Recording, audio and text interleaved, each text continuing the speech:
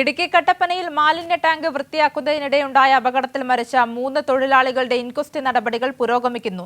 നവീകരണ പ്രവർത്തനം നടന്നുവരുന്ന ഹോട്ടലിന്റെ സമീപത്തെ അഴുക്കുചാൽ വൃത്തിയാക്കാനിറങ്ങിയ തമിഴ്നാട് കമ്പം സ്വദേശി ജയറാം, ഗൂഡല്ലൂർ സ്വദേശികളായ സുന്ദരപാണ്ഡ്യൻ, മൈക്കിൾ എന്നിവരാണ് മരിച്ചത്. ജോസിൽ സെബാസ്റ്റ്യൻ കൂടി വിവരങ്ങളുമായി ചേരുന്നുണ്ട്. ജോസിൽ, മരിച്ചവരുടെ ഇൻക്വസ്റ്റ് നടപടികൾ പുരോഗമിക്കുകയാണ്. ഒപ്പം ജില്ലയുടെ ചുമതലയുള്ള മന്ത്രി റോഷി അഗസ്റ്റിൻ ഈ അപകടവുമായി ബന്ധപ്പെട്ട ജില്ലാ കളക്ടറോട് റിപ്പോർട്ട് തേടിയിട്ടുമുണ്ടല്ലേ?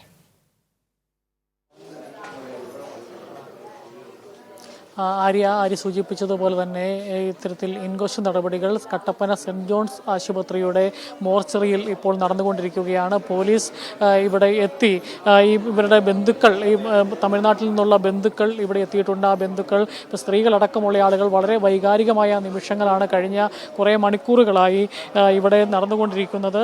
ഇവിടെ സ്ത്രീകളടക്കം ഇവിടെ എത്തി പൊട്ടിക്കരയുന്ന ഒരവസ്ഥയിലേക്കെല്ലാമാണ് പോയിരുന്നത്. അതിൻ്റെ ഒപ്പം തന്നെ ഓരോരുത്തരുടേതായ ഇൻക്വസ്റ്റ് നടപടികളാണ് പൂർത്തീകരിച്ചുകൊണ്ടിരിക്കുന്നത്. ഇപ്പോൾ ആദ്യം ഇൻക്വസ്റ്റ് നടപടികൾ നടന്നുകൊണ്ടിരിക്കുന്നത് മൈക്കിൾ എന്ന് വിളിക്കുന്ന ഗവാസ്കർ എന്ന് പറയുന്ന വ്യക്തിയുടെയാണ്. അവരുടെ ബന്ധുക്കൾ ഇപ്പോൾ ഇൻക്വസ്റ്റ് നടപടികൾക്കായി അകത്തേക്ക് കയറിയിരിക്കുകയാണ്.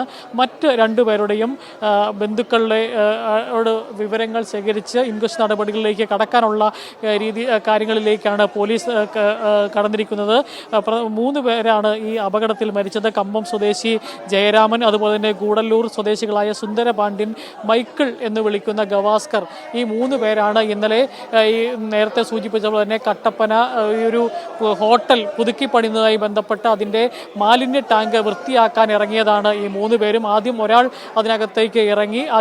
അയാളുടെ പ്രതികരണം ലഭിക്കാതെ വന്നപ്പോഴാണ് കൂടെ ഉണ്ടായിരുന്ന 2 പേരും ഇയാളെ കരയ്ക്ക് കയറ്റുന്നതിന് വേണ്ടി ഇറങ്ങുകയും ഈ വിഷവാതകം, ഇതിനകത്ത് ഉണ്ടായിരുന്ന വിഷവാതകം ശ്വസിച്ച് ബോധരഹിതരായി പോവുകയും ചെയ്തത്.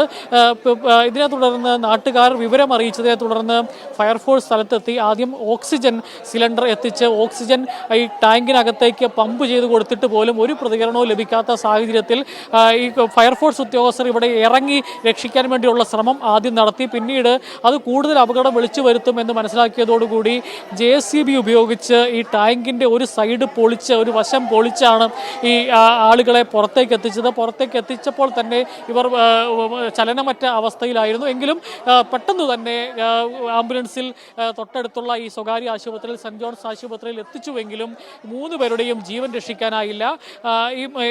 ഏതായാലും ഇപ്പോൾ ഇൻക്വസ്റ്റ് നടപടികൾ പൂർത്തീകരിച്ചു. ഇടുക്കി മെഡിക്കൽ കോളേജിൽ പോസ്റ്റ്മോർട്ടം നടപടികൾ നടത്തും എന്നുള്ളതാണ് ഇപ്പോൾ നമുക്ക് അറിയാൻ സാധിച്ചത്. ഇവിടെ തൊട്ടടുത്ത് 20 ഏക്കറിലുള്ള താലൂക്ക് ആശുപത്രിയിലും നടത്താം എന്നുള്ള ഒരു തീരുമാനം ഉണ്ട്. പക്ഷേ കൂടുതൽ സാധ്യതയുള്ളത് ഇടുക്കി മെഡിക്കൽ കോളേജിലാണ്.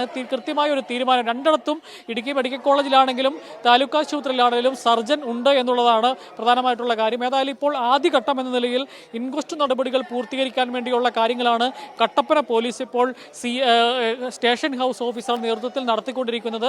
ഏതായാലും ഒരാളുടെ ഇൻക്വസ്റ്റ് നടപടികൾ പൂർത്തീകരിച്ചിട്ടുണ്ട് എന്നുള്ളതാണ് അതുമായി ബന്ധപ്പെട്ട് പറയാനുള്ളത്. ഇനി അടുത്തയാളുടെ, ആദ്യം മൈക്കിൾ എന്ന് വിളിക്കുന്ന ഗവാസ്കർ, അവരുടെ ബന്ധുക്കളാണ് അകത്ത് കയറി ഇൻക്വസ്റ്റ് നടപടികൾ പൂർത്തീകരിച്ചിരിക്കുന്നത്. ഇനി മറ്റുള്ള ആളുകളുടെയും കൂടി ഇൻക്വസ്റ്റ് നടപടികൾ പൂർത്തീകരിക്കേണ്ടതുണ്ട്.